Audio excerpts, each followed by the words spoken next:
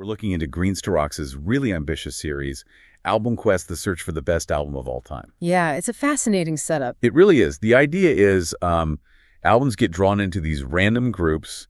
They get listened to like a lot. Yeah. And then ranked best to worst. And only the top 2 actually move on. Exactly. Pushing towards finding that one ultimate album. For this particular quest, we're zooming in on episode 54.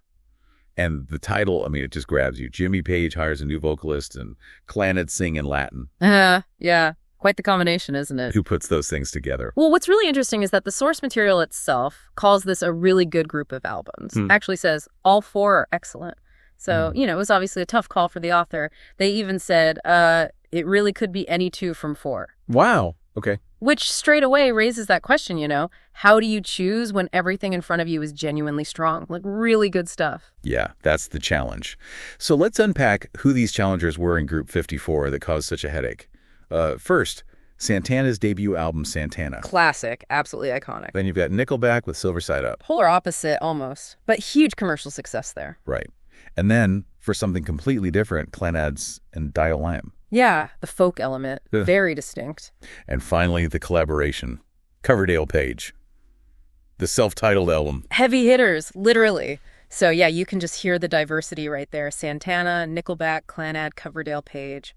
Wow. It's kind of mind-boggling, isn't it? How do you even start comparing Santana's like Latin rock vibe with Clannad's almost mystical Celtic sound? Exactly. It's not just apples and oranges. No. It's a fruit basket versus, a Marshall stack.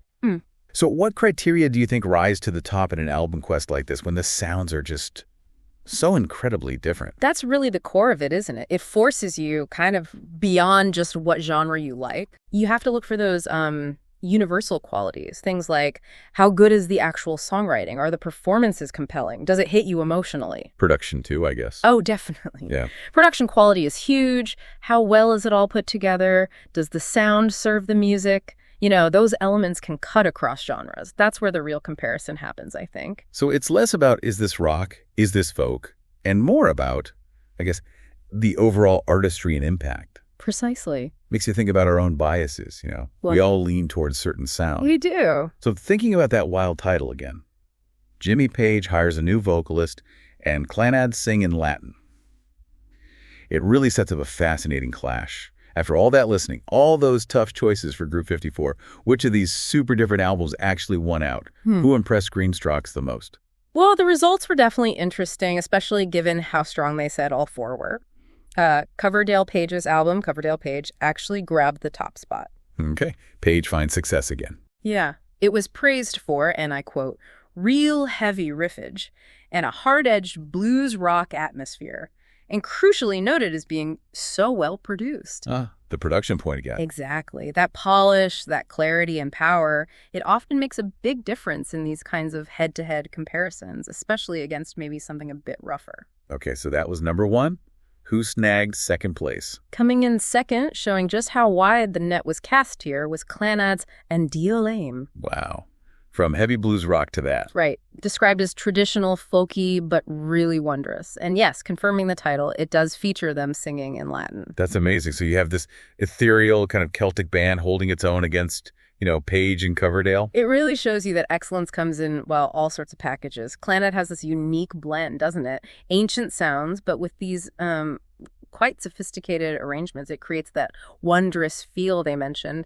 And the Latin singing, well, that was certainly unexpected. Grows a curveball, yeah. So who didn't make it then? The ones that were good but just missed out. Oh, okay. So the albums that didn't advance this time were Nickelback's Silverside Up, home of How You Remind Me, obviously a massive hit. Huge song. Yeah, but it was noted as having some good moments, a little bit generic in places. That was the key phrase. Ouch, generic. And then Santana's debut. Highly praised actually, for being well-crafted with truly awesome guitar playing. I mean, it's Santana. Oh, okay. But ultimately the feeling was it just lacks the material consistency against the other 3.